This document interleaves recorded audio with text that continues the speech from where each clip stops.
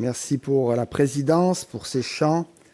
Vraiment, on est dans le thème de nos réflexions depuis ces dernières semaines. On se promène en Asie mineure avec ces églises qui ont été visitées par le Seigneur, et nos églises le sont aussi, j'allais dire jour après jour, et en particulier ce matin, par votre présence. L'église de Colmar est visitée par votre présence, par les amis de passage, la famille, et puis Ariane, que nous saluons aussi, que nous reverrons tout à l'heure aussi. Après avoir vu plusieurs églises, il y en a 7, on en verra 4 dans les messages et les prédications suivies qu'on a décidé en équipe pastorale, mais peut-être que les 3 qui restent, pour ne pas les mettre de côté, on les reprendra pour pouvoir aussi les méditer ensemble. Éphèse, Smyrne, Philadelphie, celle qui n'avait pas de reproches, et puis ce matin, une autre église, et on va la découvrir ensemble, celle de Laodicée, donc la dernière, et je vais faire une lecture, voilà, ce qui est adressé à cette église et ce qui est dit, toujours avec cette même introduction que nous avons vue et entendue et qui redit la même chose. Écrit à l'ange de l'église de Laodicée. Voici ce que dit l'Amen, le témoin fidèle et véritable, l'auteur de la création de Dieu. Je connais tes œuvres, on a déjà entendu ça précédemment. Tu n'es ni froid ni bouillant, si seulement tu étais froid ou bouillant. Ainsi, parce que tu es tiède et que tu n'es ni froid ni bouillant, je vais te vomir de ma bouche. Parce que tu dis, je suis riche, je me suis enrichi, je n'ai besoin de rien, et parce que tu ne sais pas que tu es malheureux, misérable, pauvre, aveugle et nu. Je te conseille d'acheter chez moi de l'or éprouvé par le feu, afin que tu deviennes riche, et des vêtements blancs afin que tu sois vêtu, et que la honte de ta nudité ne paraisse pas, et un collier pour oindre tes yeux, afin que tu vois. Moi, je reprends et je corrige tout ce que j'aime. Et donc du zèle, et repens-toi. Voici, je me tiens à la porte et je frappe. Si quelqu'un entend ma voix et ouvre la porte, j'entrerai chez lui, je souperai avec lui et lui avec moi. Le vainqueur, je le ferai asseoir avec moi sur mon trône, comme moi j'ai vaincu et me suis assis avec mon Père sur mon trône. Que celui qui a des oreilles écoute ce que l'Esprit dit aux églises. Voilà pour notre lecture de ce matin. Alors, un mot sur le contexte. Laodicée fut fondée en l'an 253 avant Jésus-Christ par un certain roi syrien, Antiochos II, qui régna de 261 jusqu'à 246. Il appela la ville, selon le prénom de sa femme, Laodice. Mais ça, vous le saviez, n'est-ce pas? Laodicée signifie « justice du peuple ». En grec, laos, peuple, et dikaï, justice. Ce nom semblait refléter l'état général et intérieur de cette assemblée que le Seigneur a qualifiée de tiède. Manifestement, le peuple se prévalait trop de son droit de décision et d'intervention, et cela aux dépens des préceptes de la parole de Dieu. Laodicée était aussi vraisemblablement la plus évoluée et la plus riche des 7 villes auxquelles furent adressées les 7 lettres que nous retrouvons dans les chapitres 2 et 3.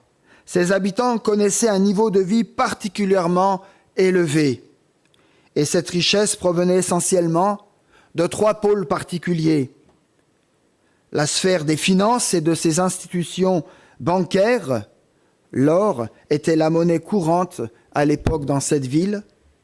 La sphère aussi de la fabrication de textiles et de ces étoffes et de vêtements réalisés en particulier avec une laine noire d'une race particulière de moutons qui était présent dans la région et qui faisait la gloire du pays.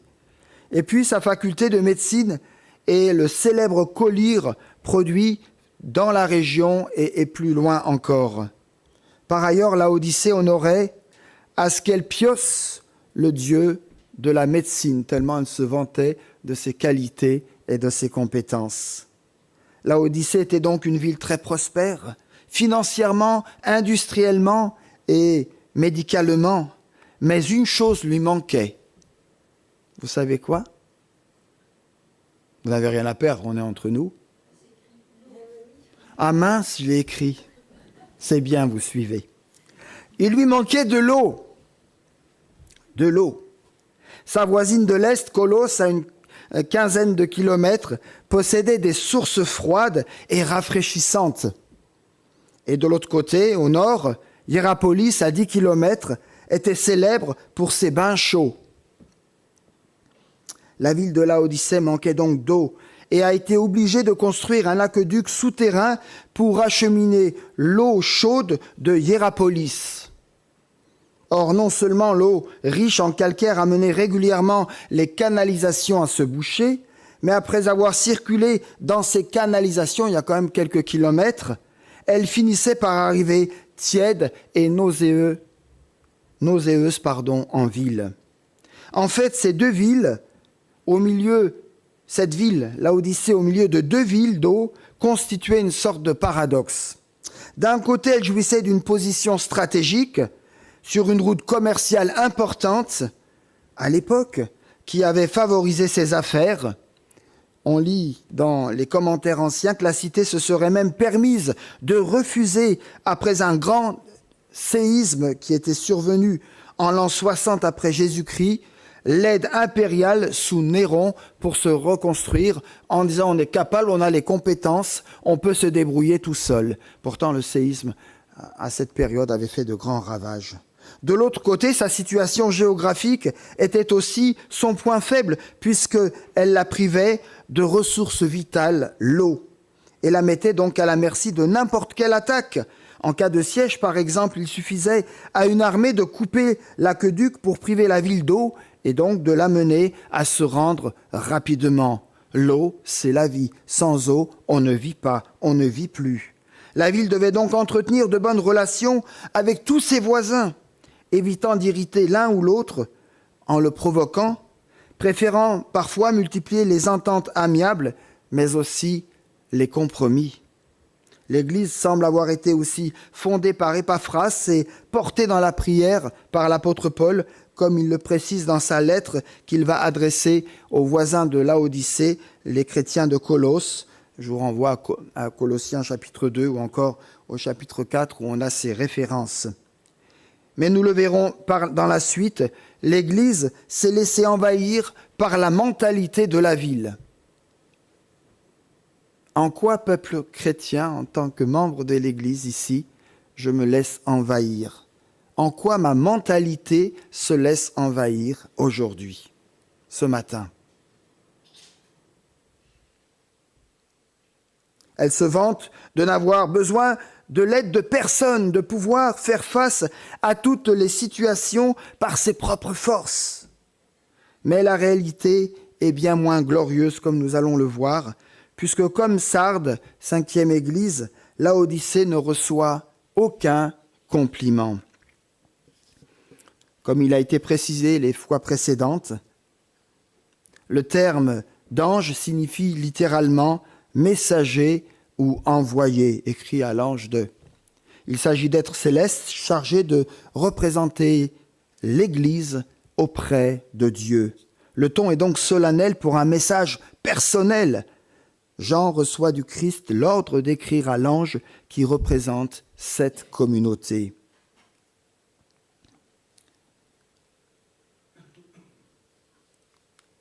Il faut qu'on mette ça maintenant.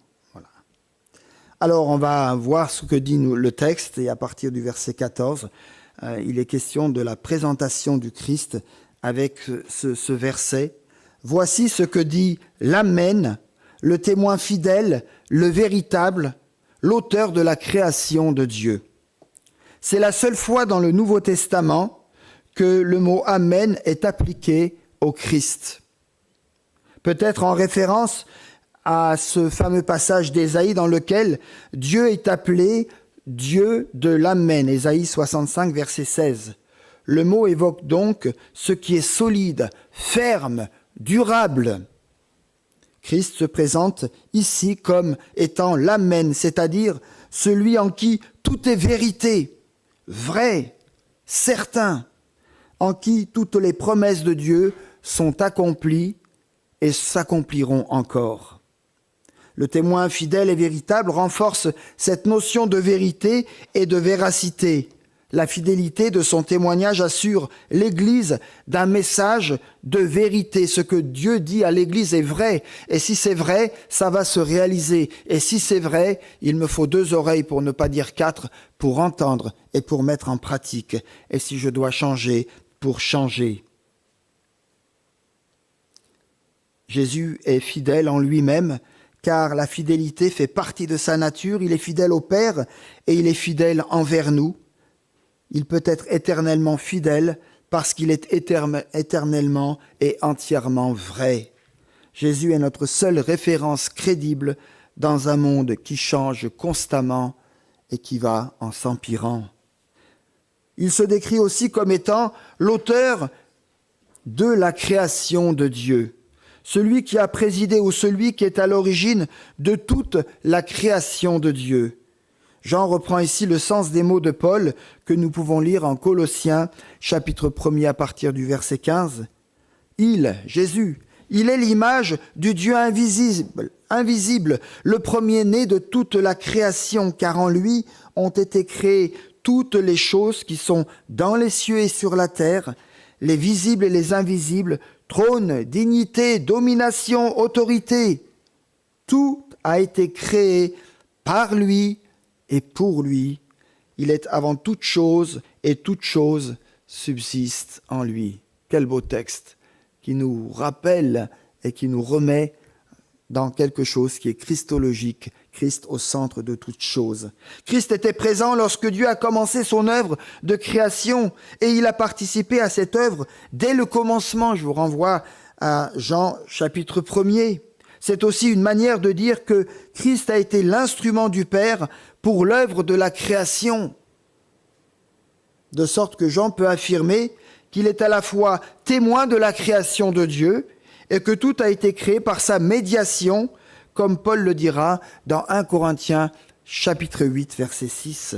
En résumé, les titres d'Amen et de témoin fidèle et véritable soulignent la fiabilité du ressuscité du Fils de Dieu, Jésus. Et ce n'est pas pour rien qu'il se présente ainsi à l'église de Laodicée. Si le Fils a présidé à la création du monde, il est pleinement capable de renouveler, de recréer, de transformer son Église, de faire des membres de l'Église de Laodicée des nouvelles créatures.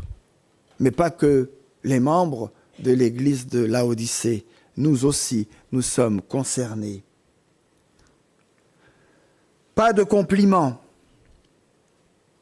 Laodicée ne reçoit aucun compliment de son Seigneur, et pire encore, les reproches qui suivent sont les pires des 7 lettres. Quels sont ces reproches ? Versets 15 à 20. « Je connais tes œuvres, tu n'es ni froid ni bouillant. Si seulement tu étais froid ou bouillant. Ainsi, parce que tu es tiède et que tu n'es ni froid ni bouillant, je vais te vomir de ma bouche. » Le reproche fait à l'église de Laodicée concerne toutes les églises et tous les chrétiens qui sont menacés par l'attiédissement de leur foi. Aucune hérésie n'est dénoncée ici dans ce dernier oracle, ni aucune faute morale grave. Mais l'Église paraît sans véritable caractère, ni froid, ni bouillant. Elle est molle et sans aile, d'après le verset 19, entre autres. Ni froid, ni bouillant. Voici une phrase des plus connues de cette lettre adressée à cette Église. que l'on connaît bien, je pense, et que parfois on a utilisé pour décrire la tiédeur de la foi. Bouillant, c'est pas bon, c'est la tiédeur, ça manque de quelque chose. Mais c'est une erreur d'interprétation, d'herméneutique, puisqu'il faudrait aussi pouvoir expliquer pourquoi le Christ affirme « Oh, si tu étais au moins froid », disant par là qu'il serait bien d'être froid aussi. Plusieurs voient également une opposition entre les deux termes, froid et bouillant. Bouillant serait celui ou celle qui déborde de zèle pour servir le Seigneur, tandis que froid serait et soulignerait l'indifférence, voire même l'opposition à Christ. Mais, mes amis, ce n'est pas ce que le Seigneur déclare ici. En fait, cette image de tiédeur découle du contexte, où des sources chaudes de Hiérapolis, on en a dit un mot tout à l'heure, chargées en calcite, sortaient du sol à une température d'environ 80 degrés et arrivaient par un aqueduc tiède à Laodicée. Le Christ donc reprend ce contexte pour traduire son ressenti à l'égard des œuvres insatisfaisantes de son Église, de cette Église en particulier. Si l'eau chaude et l'eau froide sont vivifiantes, chacune à sa manière, l'eau tiède n'apporte rien au corps. Le froid et le bouillant sont ici une image d'extrême, et tiède renvoie à un entre-deux flou. Cela dit, je ne crois pas que le Seigneur veuille véritablement que son Église soit froide. Les eaux tièdes de Hiérapolis avaient un bon effet médicinal, tandis que les eaux froides de Colosse étaient pures, profitables et bienfaisantes. En revanche, les eaux tièdes de Laodicée provoquaient la nausée. Ça vous est déjà arrivé d'avoir la nausée ? La ville a grandi et s'est enrichie à cause du commerce, mais elle n'avait pas cette eau potable, cette belle et cette bonne eau rafraîchissante. Les chrétiens de Laodicée auraient dû être froids ou bouillants. Ils auraient dû avoir une source d'eau pure et vivifiante ou encore bienfaisante. Ils auraient dû provoquer une réaction au milieu de la société où ils vivaient. En fait, les habitants de cette ville ne recevaient d'eux ni la guérison spirituelle, ni le témoignage qu'il leur fallait. Leur rôle de témoin, fidèle et véritable dans la ville, laisse grandement à désirer. Dans son commentaire sur l'Apocalypse de Jean, à la page 165, édition Excelsis, Sylvain Romerowski écrit ceci. « Voici donc une communauté qui peut-être à cause de son contexte social et d'une population très mélangée, des Israélites, peut-être aussi la présence des descendants de colons grecs ou macédoniens et syriens, mais aussi d'autres populations établies là, a fait que les chrétiens de Laodicée, imprégnés par la mentalité ambiante, à cause du commerce et des affaires, entre autres, a cédé la place au compromis et à l'opportunisme. Une mentalité ici qui évite les extrêmes et qui prend l'habitude de ne froisser personne, de s'accommoder à tout un chacun, de pratiquer le compromis et les concessions sans fin. » Fin de citation. C'est pourquoi le texte nous renvoie à cette idée et à cette conséquence. Jésus veut les vomir de sa bouche. Ce qui dit ici, quelque part, le rejet, mais qui implique aussi un appel à la repentance. Jésus est dégoûté parce que cette Église se dit chrétien, mais ils sont tièdes et ce ne sont pas des témoins fidèles à la véritable lumière. Ce verset n'est donc pas utilisé pour décrire la tiédeur de notre foi, mais plutôt l'utilité de notre témoignage.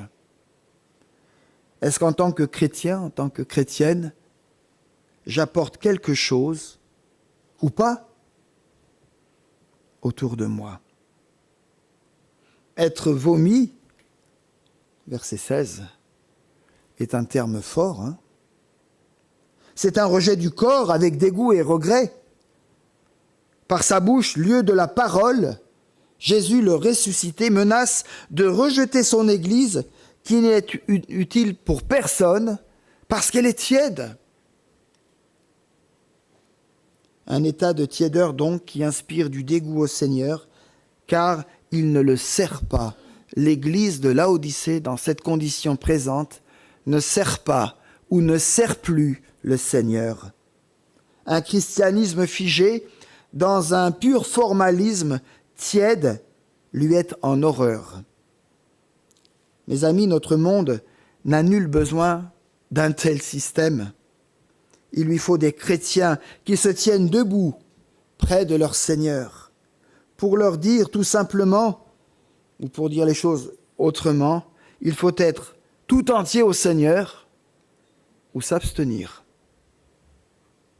Nous ne pouvons pas nous déclarer du Seigneur si nous sommes des semi-chrétiens.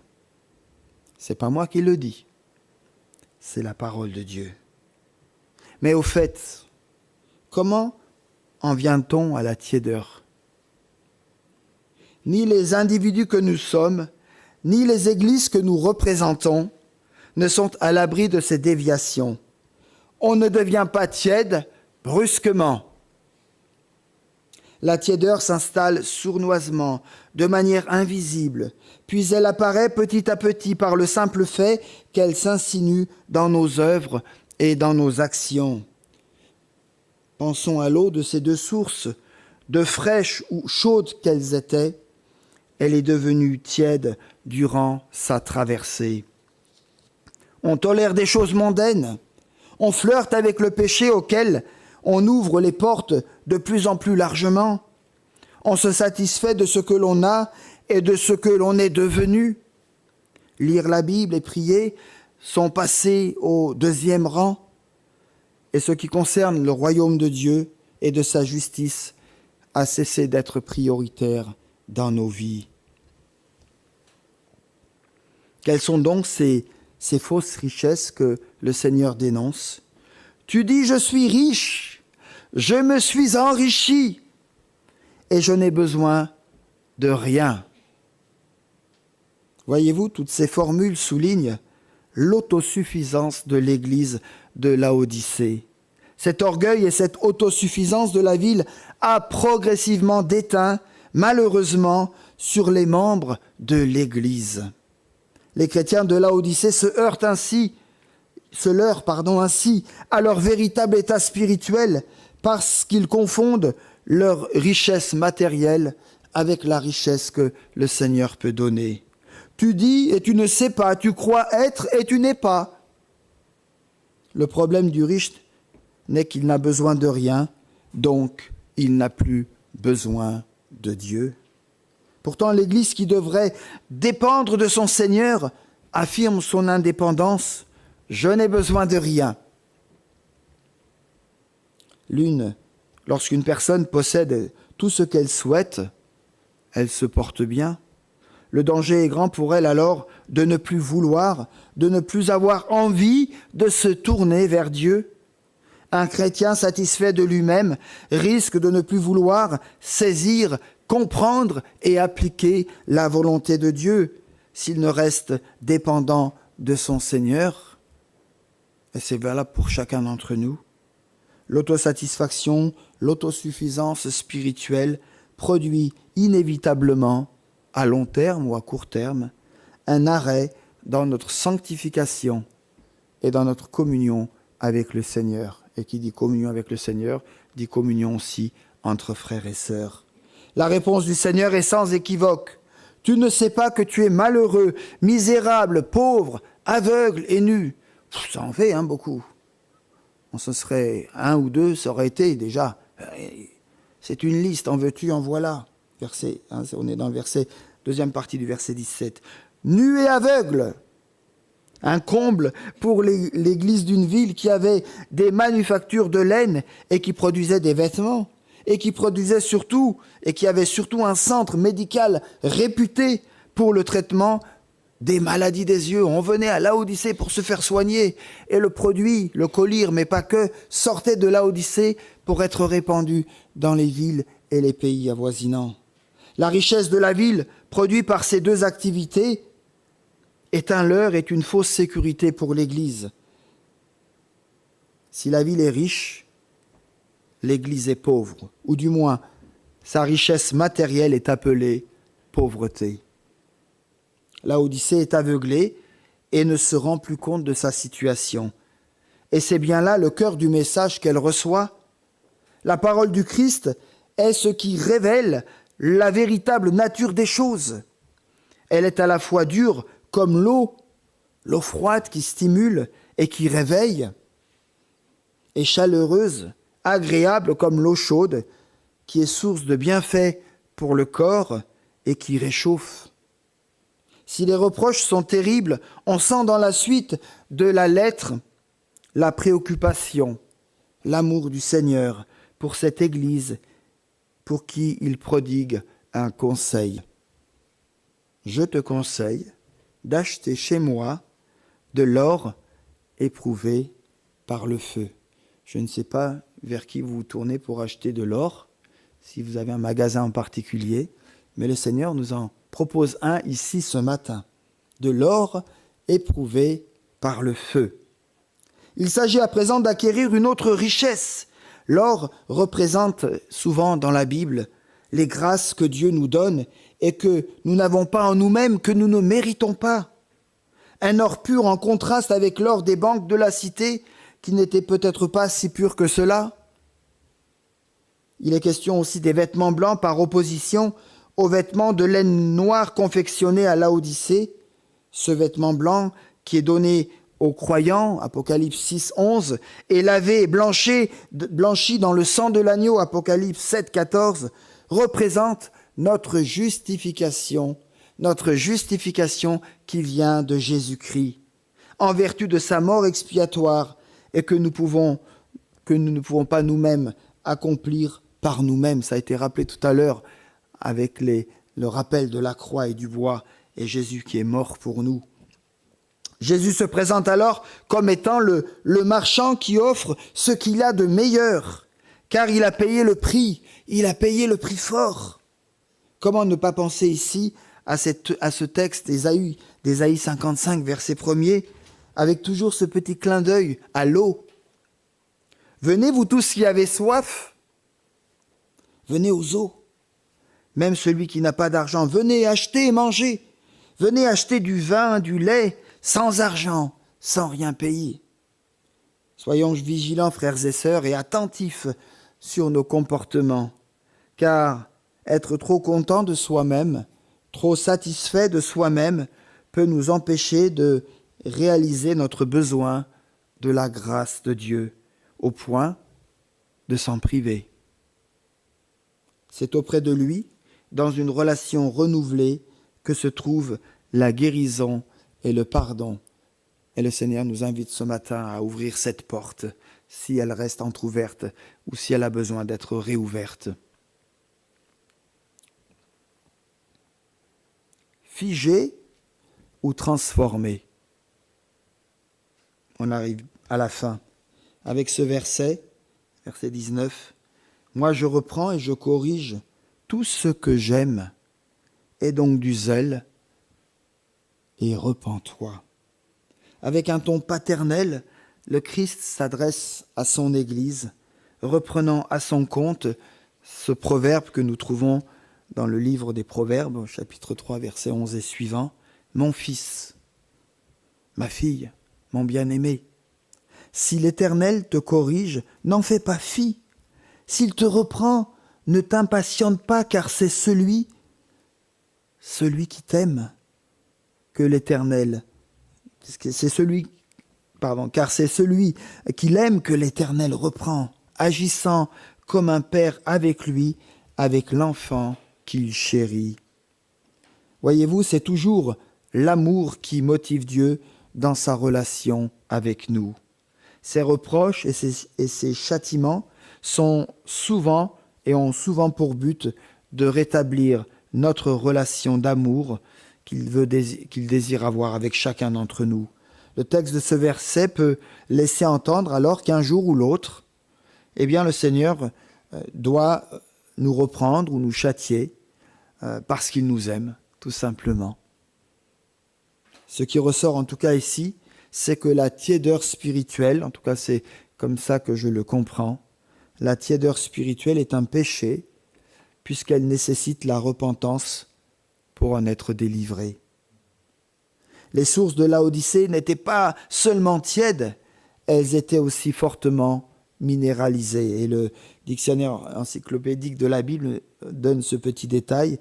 Quelques-unes des eaux de Laodicée avaient la vertu de pétrifier les objets. Ce détail supplémentaire ici pour nous aider à faire le bon choix.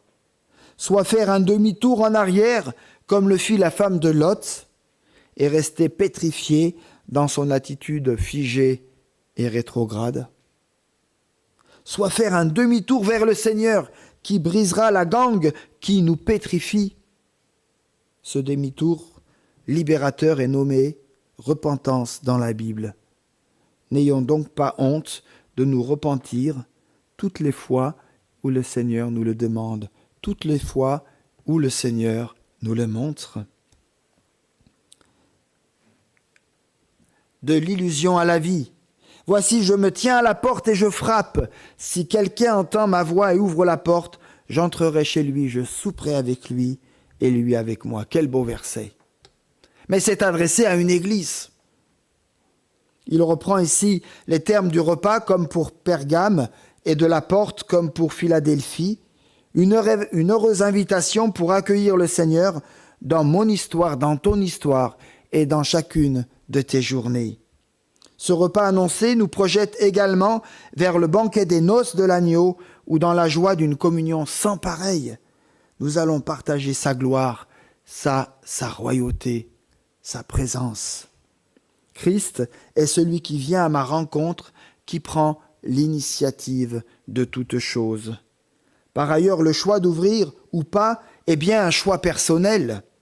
Ce verset, qui n'a pas toujours été bien interprété, est une parole du Seigneur adressée à une église, à des chrétiens qui jadis connaissaient le Christ et qui savaient qui était la personne derrière cette voix, mais qui un jour, progressivement, ont fermé la porte. Il y a ici cette promesse du vainqueur au verset 21. Le vainqueur, c'est celui qui aura gardé une foi vivante jusqu'au bout. Celui-là partagera l'intimité de la relation du Père au Fils. Et d'ores et déjà, en tant que soldats de Jésus-Christ, nous sommes fortifiés dans notre foi, comme on le voit dans les autres lettres, par la promesse de celui, de celle qui vaincra. Et la finalité, c'est le salut, c'est la vie éternelle. Dans chaque lettre, le salut est l'image. Le salut est imagé différemment, et ici c'est le signe de siéger avec le Christ sur son trône. C'est une parole un peu compliquée. Est-ce que on peut siéger sur le trône du Christ? Dans chaque lettre, il y a ici une image différente. Celle-ci nous présente cette possibilité de siéger avec le Christ sur son trône. Cette communion des croyants avec le Seigneur sur son trône, dans son royaume et pour l'éternité, dépasse tout ce qu'on peut imaginer. En tout cas, moi, ça me dépasse. Surtout que ce trône est aussi celui que Jésus partage avec son Père. Donc je vois, moi, plutôt dans ce verset, la finalité d'une vie glorieuse dans la présence de Dieu pour un salut éternel. Un mot de conclusion. Aujourd'hui encore, le Seigneur désire s'asseoir à notre table pour nourrir notre foi de sa joie et partager avec nous une relation de communion empreinte d'amour et de projet de vie. Le Seigneur est-il l'hôte de notre table et de notre cœur aujourd'hui? Avons-nous besoin d'être réveillés? Sommes-nous dans un état de somnolence, de tiédeur, de déni ou d'aveuglement comme l'était devenue l'église de Laodicée? Que notre cœur soit tout ouvert pour notre Seigneur, afin qu'il devienne une porte de service, au travers de laquelle d'autres pourront connaître l'amour et la guérison profonde que Dieu veut pour chacun, pour chacune. Ça commence pour nous, pour moi, pour toi, et puis ça s'étend, les portes grandes ouvertes à l'extérieur, vers le monde.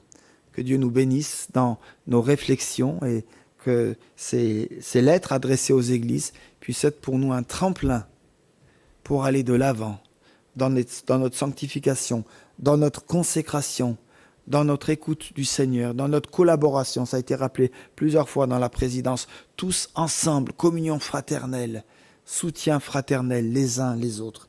Que Dieu nous bénisse ensemble et que l'Esprit Saint travaille nos cœurs pour que nous puissions avancer, que ce que nous avons entendu aujourd'hui et les fois précédentes, soit pour nous un remède spirituel, quelque chose qui va nous dynamiter pour aller de l'avant avec le Seigneur, des projets de vie, des projets d'amour, des projets de communion avec le Seigneur. C'est ce qu'il veut aujourd'hui et maintenant. Amen. Voilà.